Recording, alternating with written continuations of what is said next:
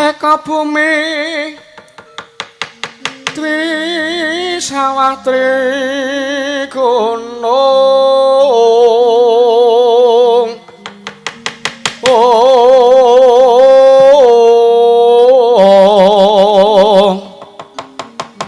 catur samudra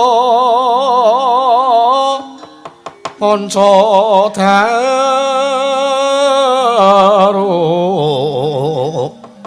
sarbangonan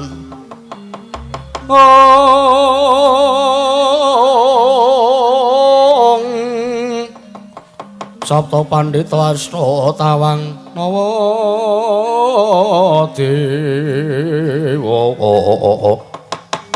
Nawadewa Dasa Ratu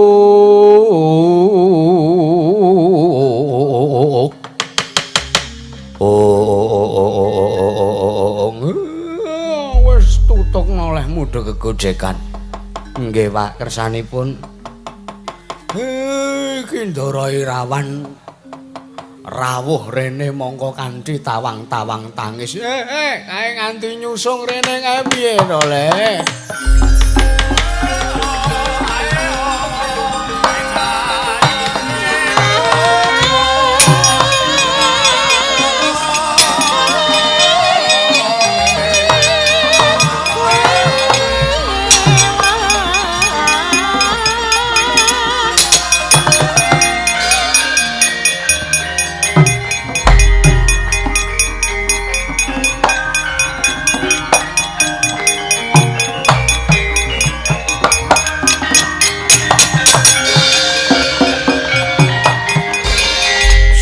Surem Dewangkara kengken lir manguswa kang layon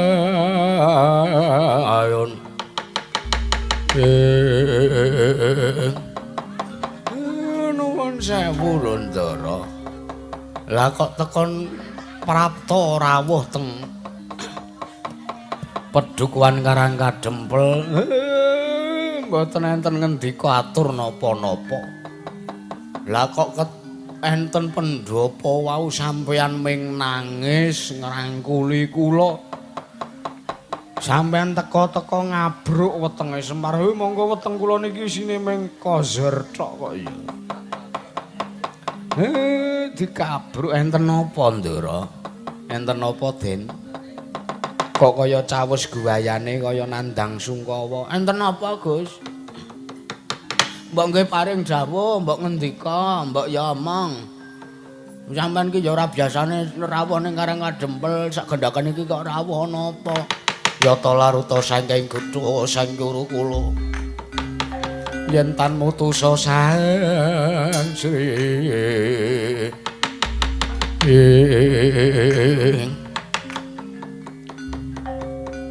Siwa Semar, kula wonten dawuh Ndara Irawan. Sing gedhe pangapurane Siwa Badranaya merga sangka patrapku ingkang kaya mangkin gawe bingung sartane gawe kaget kogelan maneh Siwa Semar Badranaya mboten mbok nek enten perkawis menika mbok nggih cerita sanjang kalih Semar ora-orane nek kula mengke maido ora-orane nek kula mengke mboten ngrungokke, mboten midhangetke ngendikane sampeyan enten napa Ndara Bambang Irawan? Sejatine anggonku prapta ning Karang Kadempel kanthi kahanan tetawang tangisan kaya mangkene iki Siwa Semar.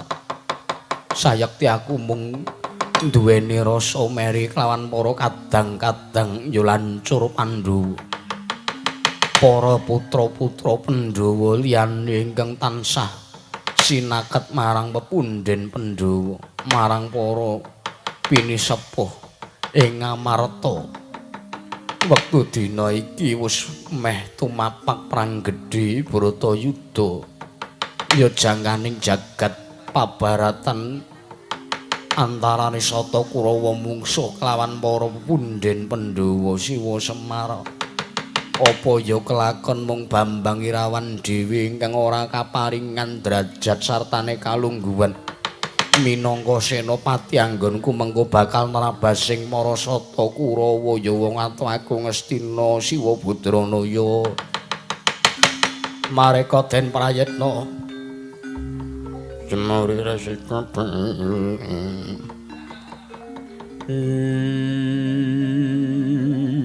sing tenan to men antel ndasmu lho kowe.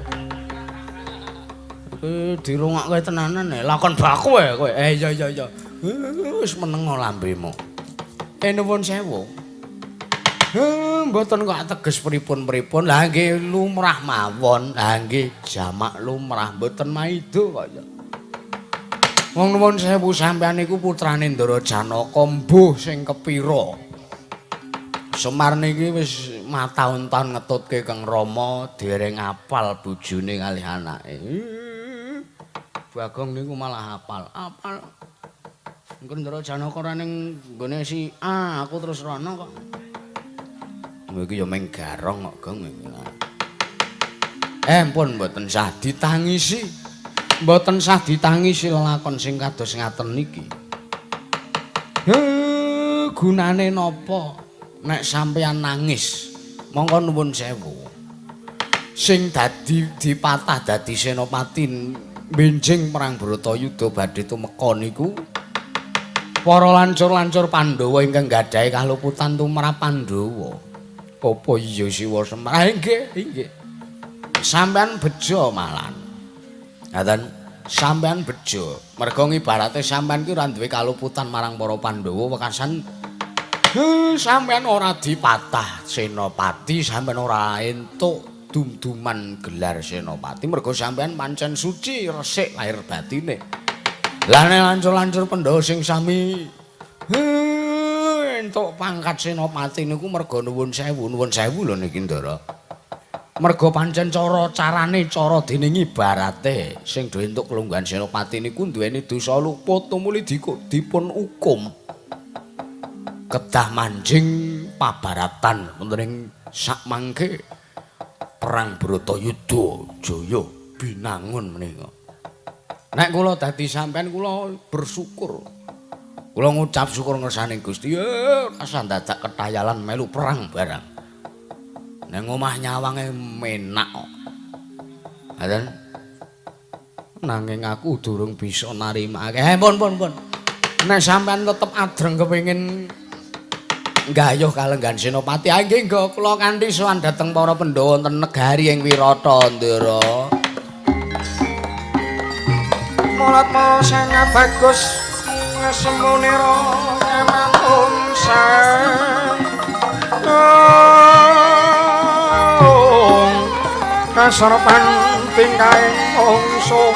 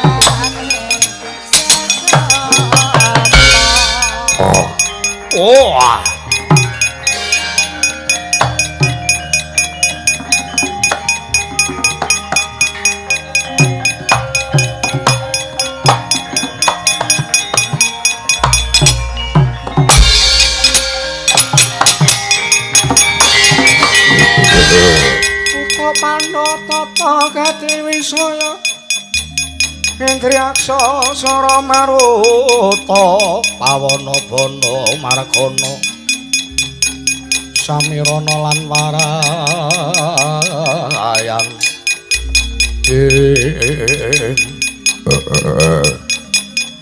Bujleng-bujleng iblis lanat padha jek-jekan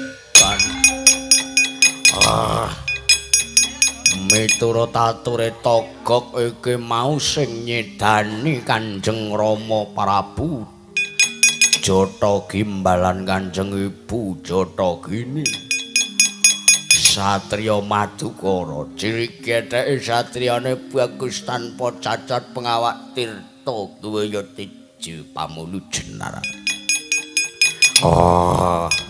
Lah kota sawang saka ngantariksa iki kae kok ana satriya mongko ciri ketheke padha kelawan apa kang diaturke Panakawandaka. Ten mandeg ten.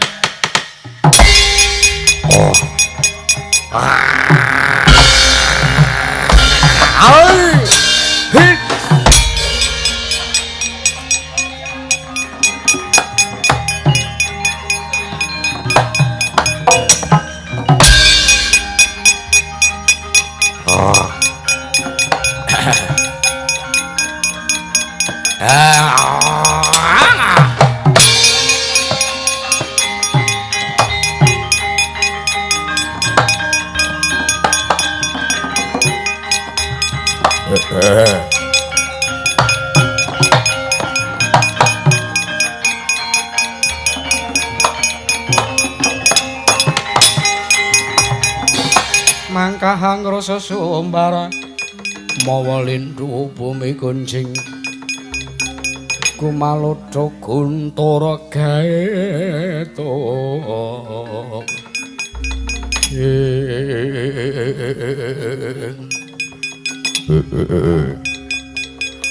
ana satriya bagus tanpa cacat nggo sikik Raden apa kowe ngengaran ya kekasih Raden Janaka ana yaksa durung tepung marang aku kowe sapa balik takon marang kowe lho ya takon marang aku ya iki Nalendra si Mangleng jejulukku Prabu Kala Srenggi Prabu Kala Srenggi dasar kewarya nyata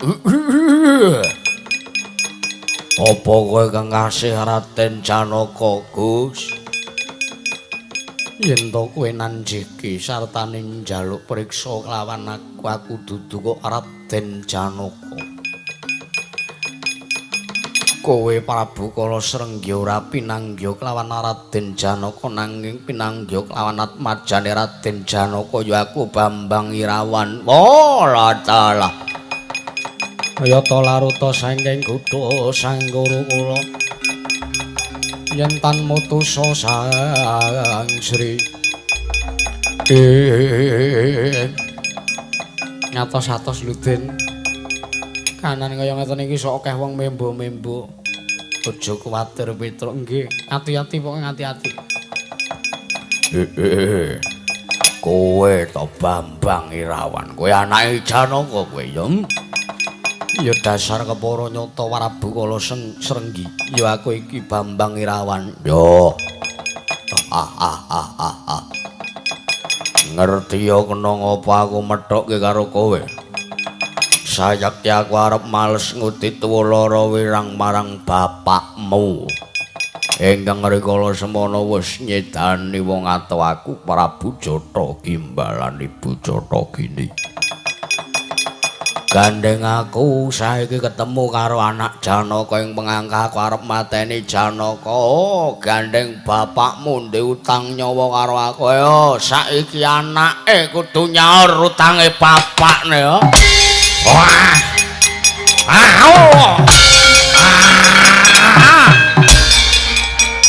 Duh Ndara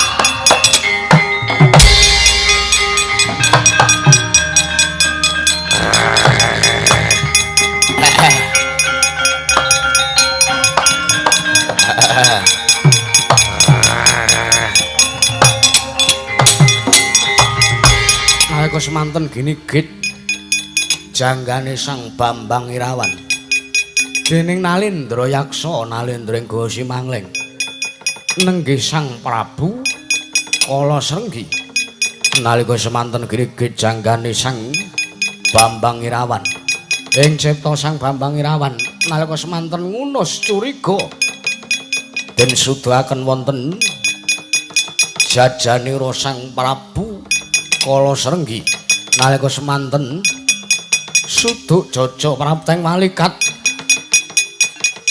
Sang Bambang Irawan miwah Sang Prabu Kala Srenggi nalika semanten pejah sampyuh dadya sungkawa sangya para panakawan mau.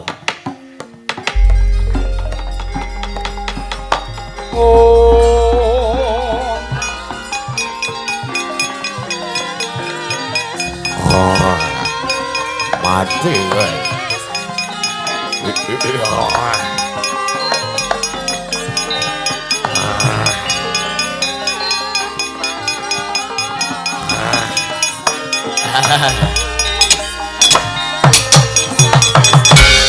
Bono.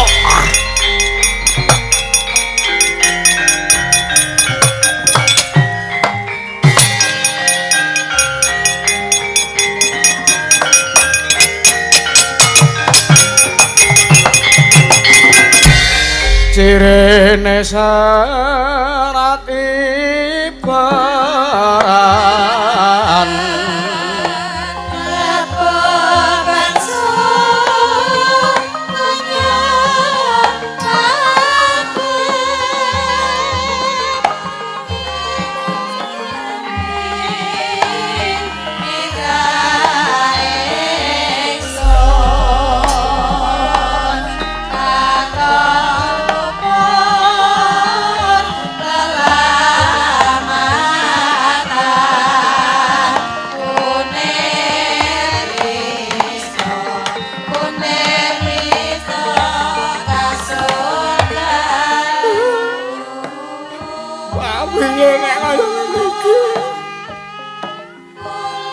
jebul Ndara Irawan mau sowan rawuh ning arangan jembel ning arep pamit sedo.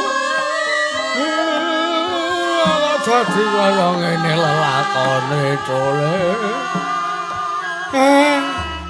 Ndaramu Irawan ginigit janggane karo buta kuwi. Nggih. Kelangan Ndara siji meneh. Lemu sedih ki mbok ya sing rada dramatis. Ora iso. Wis ngelih aku terus. Aja do bekenengan. Aja do tawang tangis. Kewandane Ndaramu Irawan diaturke para Pandhawa. Nggih, Pak, kula dherekaken, Pak.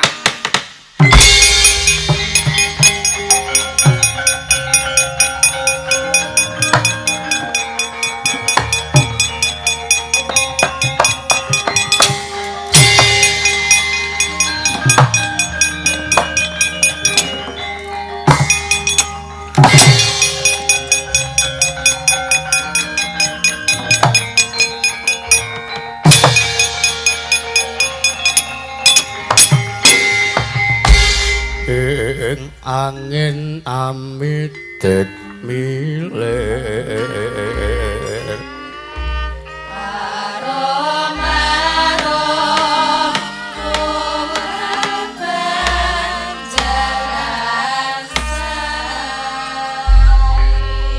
ngalangut pagoting paningal kapantok uruting Cakrawala penyawanging Sang Dewi Kunthi Talibrata ya Sang Ratu Jimat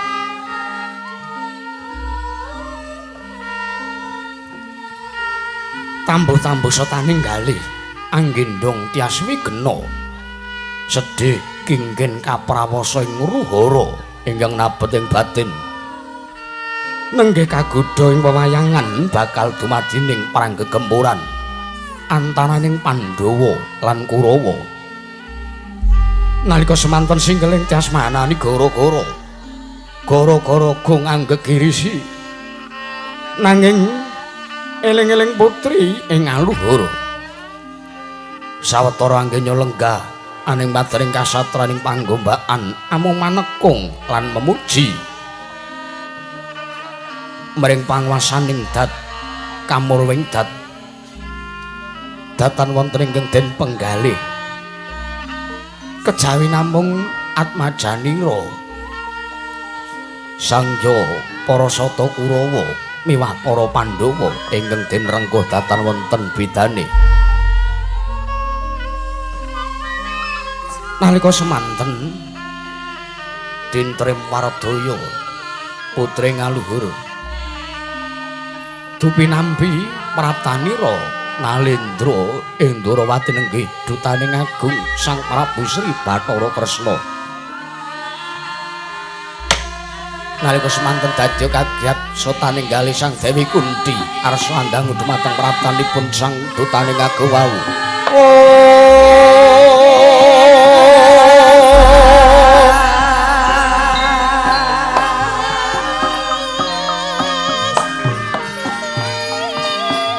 Mirem-mirem kembang popong tarate bang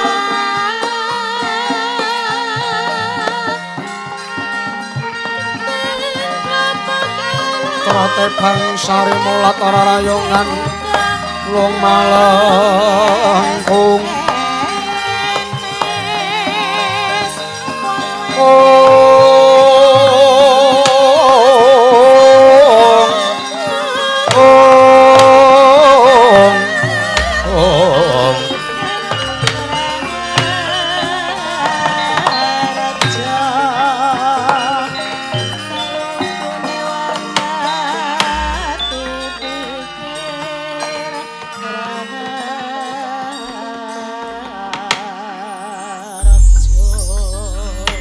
dedep tidem prabawaning ratri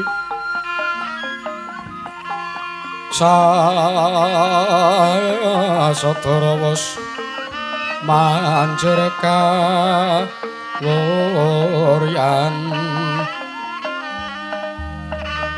tan kuciwa kang memanise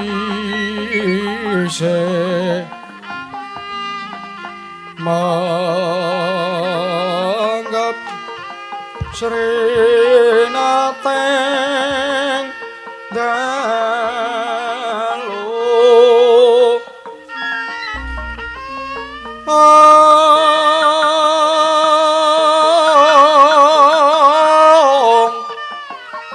siniwaka sangya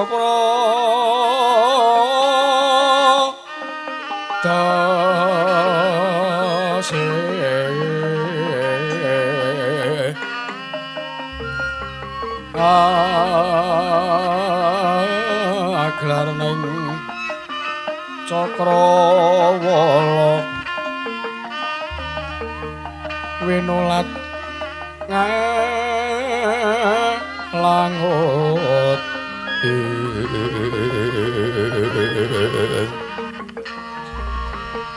Prantene peksa kebekan saking kaing taranggana kaing sumiwi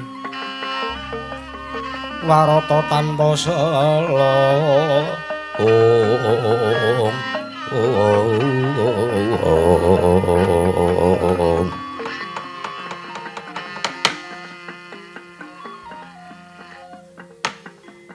prasasat kaya dene kepapak wanci peteng kepapak obor sasra biar padhang trawangan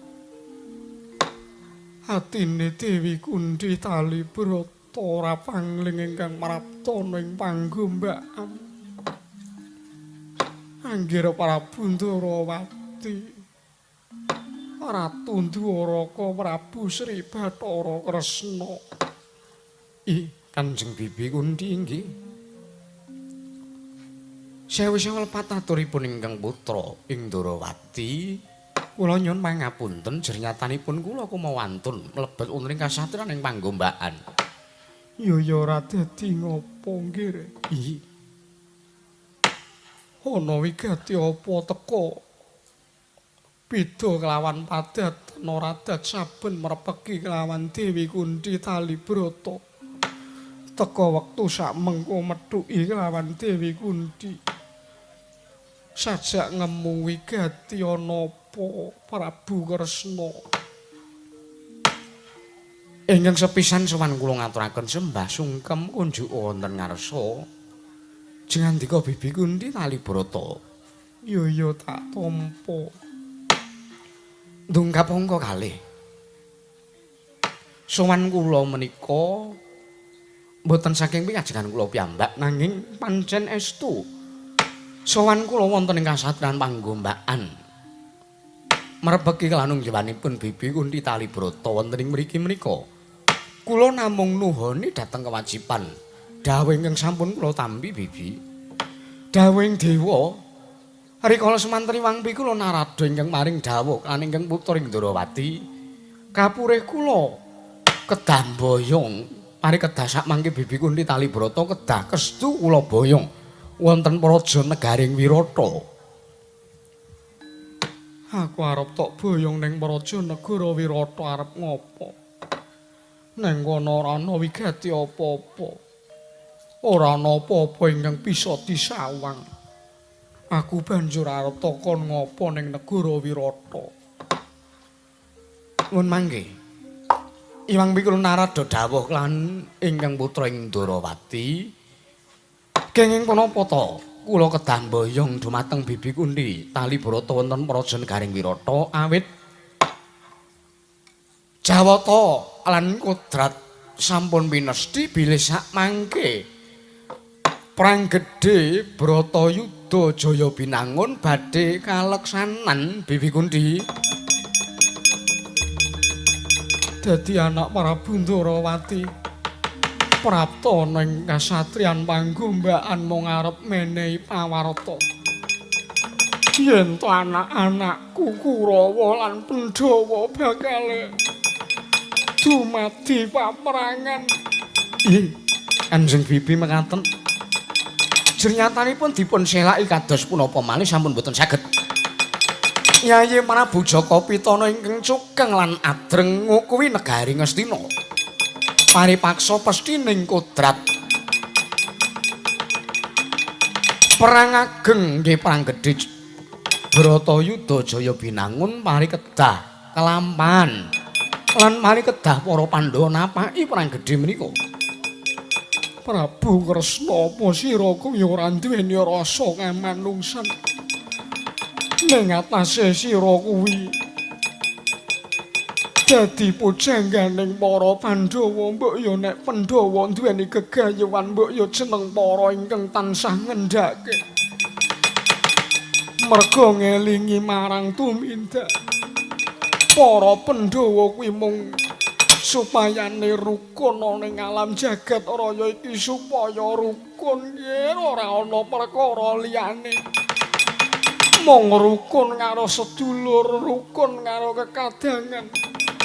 Yen to ngasih dumadi peperangan kaya ngene sapa sing kapitunan yen. Oh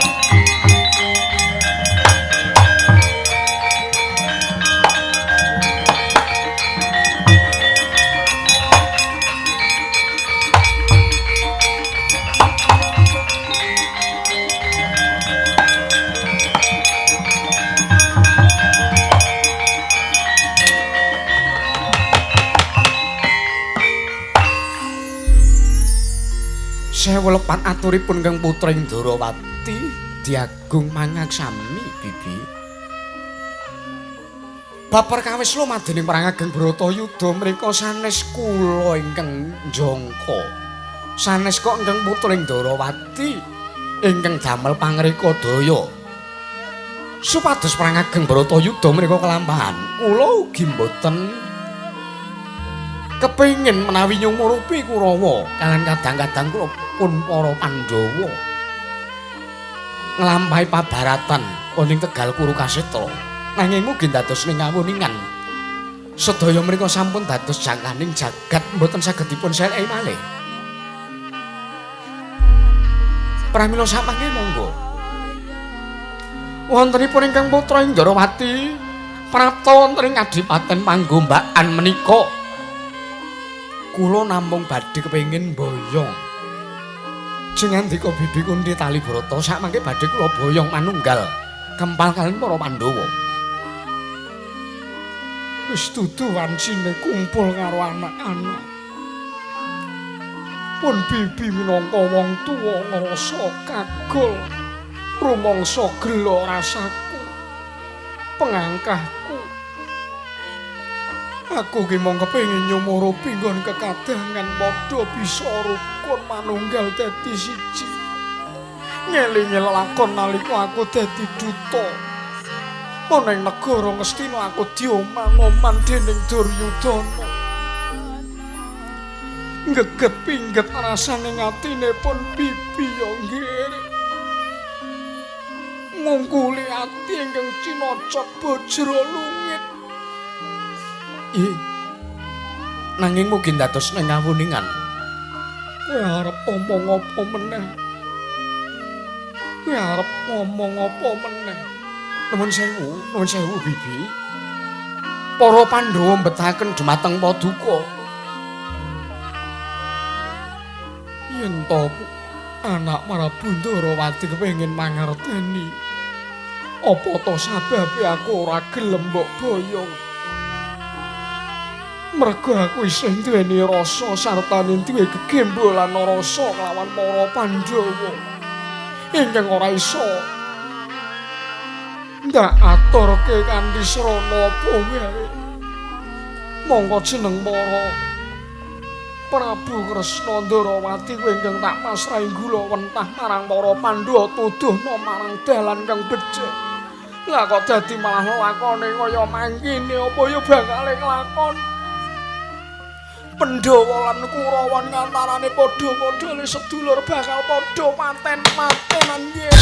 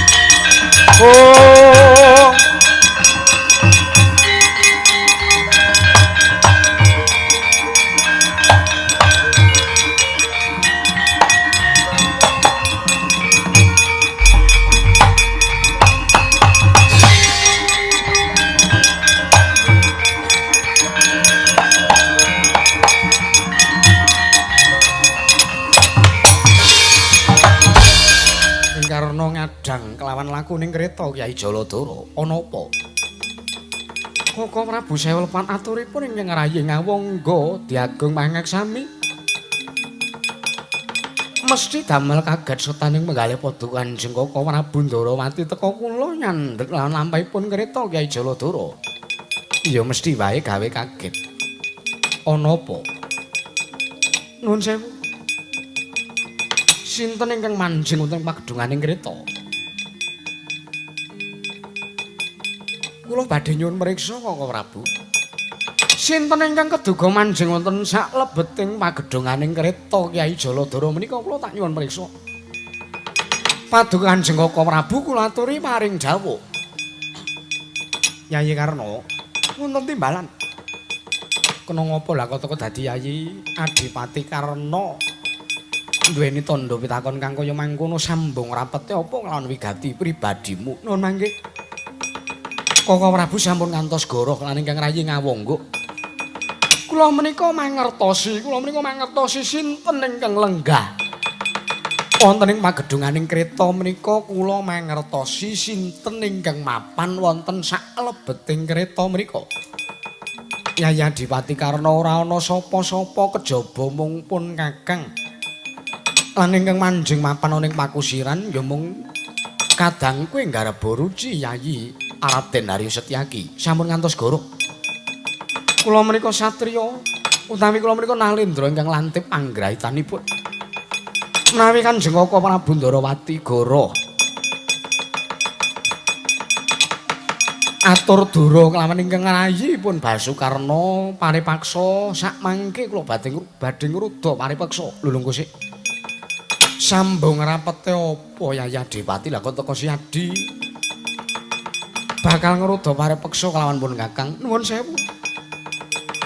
Kula menika namung kepengin asung bekti dumateng tiyang sepuh kula. Kula menika namung kepengin asung bekti dumateng ibu kula ingkang paling kula tresnani, ibu kula ingkang paling kula sembah wonten ing jagat raya menika. Ingkang paling kula aosi wonten ing Madyapada menika. Sinaosa kula menika datan tau tate pinanggih kan ibunipun Adipati Karna sak mboten-mbotenipun. Saderengipun perang ageng Bratayuda kelampahan kula saged asung bekti wonten ngersanipun ibu kula pun Ibu Kunthi. Sinaosa sakmangke mbok menawi wekdal ingkang sepisan lan ugi wekdal ingkang pungkasan Kaka Prabu. Oh.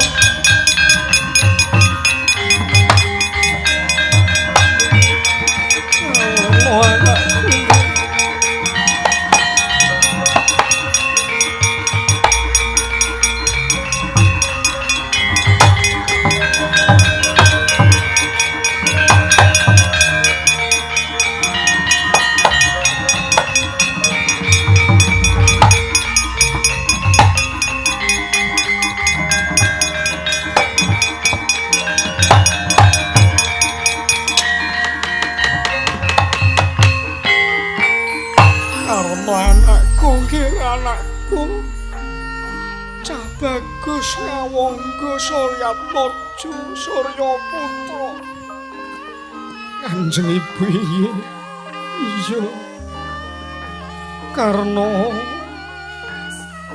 kowe aja neteske loh yo nggih apuranen pun Ibu Karna Suryaputra kowe wis kelakon tak rangkul nggih apuranen pun Ibu mbok menawa pancen wektu iki wektu ingkang pungkasan kanggoku ketemu nglawan kowe Gerat Majaku.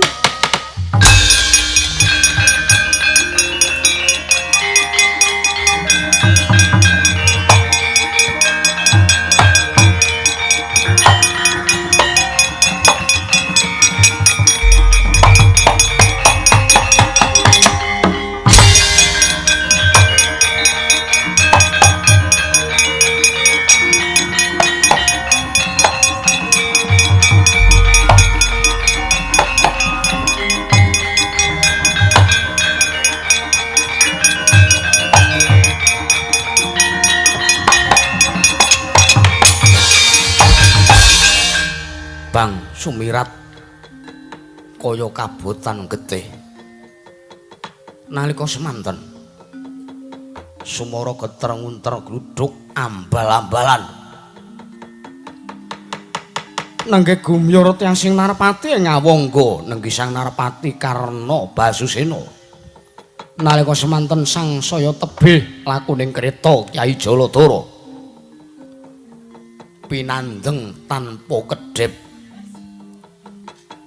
kaya sesak jroning dada kaya mbledak-mbledak dadane klipat kondur ngawangga.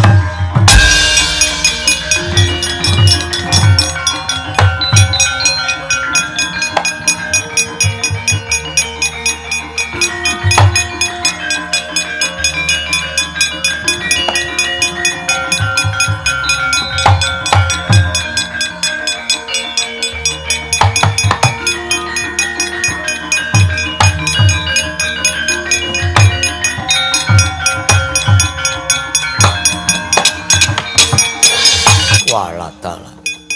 Ya jagat pangestu Ngorwayahu Bathara jagat. Kaya ngenteni Sleming Palwa gabus kumambanging Sela Kresna. Nggon pone yang ngenteni marang kondure Sang Duta Agung saka para Pandhawa ya kuwi Kaki Prabu Ndarawati. Punta kula wonten maringi dawuh Kanjeng Eyang. Apa ya bakal kelakon perang gedhe Bratayuda antarane Pandhawa lan Kurawa. Merga pun yang duweni rasa pangrasa ingkang ora ngepenaki ati sajak ana perkara ingkang gawe sungkawa. Ketiwasan sinuwun.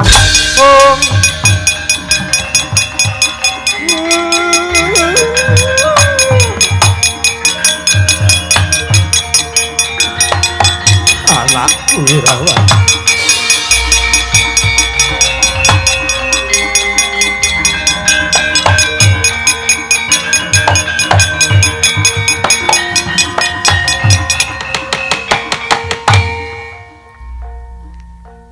Anakku, kira anakku.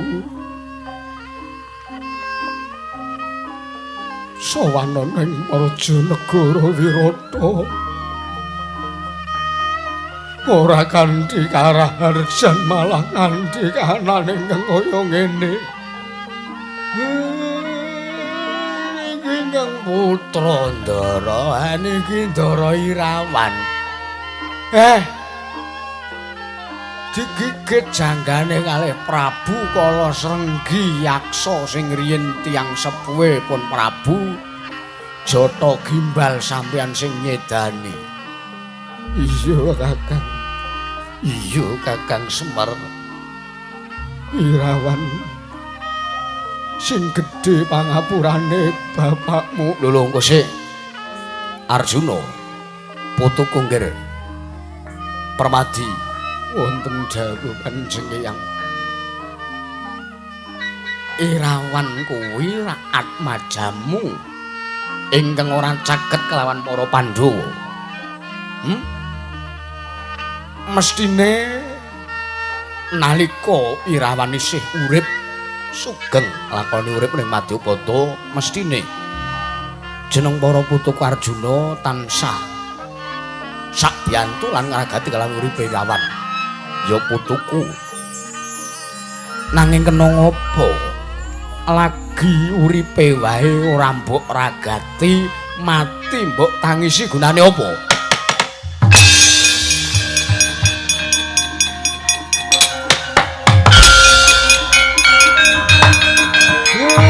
Ya pripun nika?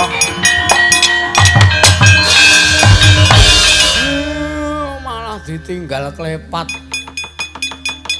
Kakang Semar pripun sinuwun? Janaka kuwi ndek anak teng tlecek pirang-pirang ora tau diopeni. Mbasa mati ditangisi. Terus niki pripun niki? Jenasahe Ndara Irawan orok tinen sak kadang Panakawan. Wis taken bae. Sedih kaya ngene.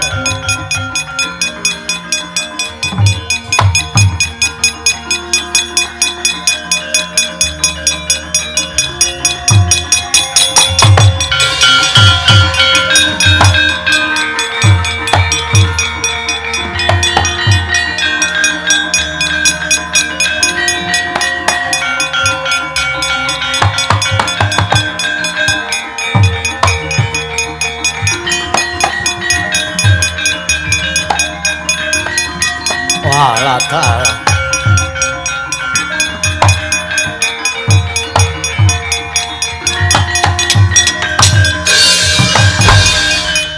Rejo mawon mangawara orahan tengaraning ajurit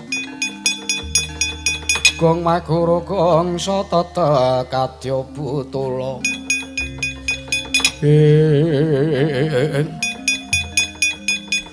ya jagat pangestu Ngorwayahu Bathara jagat nganti cumengklungen arasaku ngenteni kondure Kaki Prabu Ndarawati. ana rasa ingkang semune cawus gayane Kaki Prabu Kresna eneng wigati apa piye nggih apa kira-kira perang gedhe Bratayuda bakal kelakon mugi dados ning kawuningan sewu lepat aturipun keng wayah diagung pangaksami Kanjeng Hyang sakmangke kula sampun sowan wonten para Janegari Ngastina lan kula sampun pikantuk kasil anggen kula sowan wonten para Janegari Ngastina saking Yayi Prabu Jaka Witana. Piye? Apa kira-kira Prabu Duryudana masrahke baline negara Ngastina wekasan perang Bratayuda gagar wigar ora sida dilakoni? Apa malah kosok balene? Nuwun sewu. Menapa menawi kula matur mboten dados srana sungkamanipun para Pandhawa. Ora, babar pisan ora. Yen to pancen perang gedhe Bratayuda wis pinesti lan kodrating Gusti kudu kelakon, yo banjur piye meneh? Ora bisa diselaki meneh. Kepareng kula badhe matur cariyosipun Bibi Kunti kula boyong wonten Praja Negari Wirata. Saderengipun kula pinanggih lan boyong lan Bibi Kunti ingkang mapan wonten ing Kadipatening Panggombakan. Mugi dados ning kawuningan sakmangke Yayi Prabu Jaka Pitana cukeng adreng ngukui negari Ngastina. Wekasan sakmangke pinesti kodrat perang gedhe Bratayuda Jaya binangun kedah lumadi Kanjeng Hyang.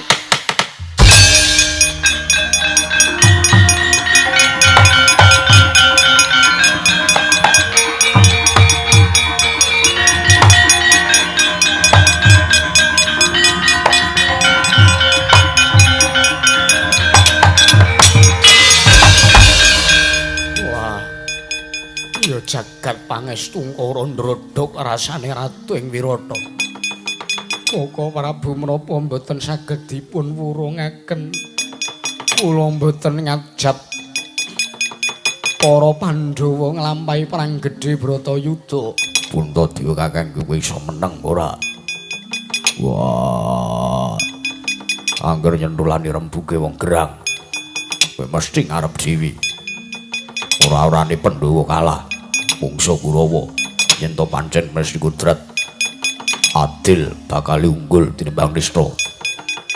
Lan sakmangke Bibi Kunti kedah cumandha wonten Praja Negari Wirata awit mitra dawuhipun Iwang Pikulun Narada inggih Iwang Pikulun Kaneka putra. Bibi Kunti Talibrata dados daya dayaning para Pandhawa. Menawi para Pandhawa mboten tinenggan dening Bibi Kunti Talibrata tangeh lampahipun sakmangke para Pandhawa saged unggul ing ajurit Kanjeng Hyang.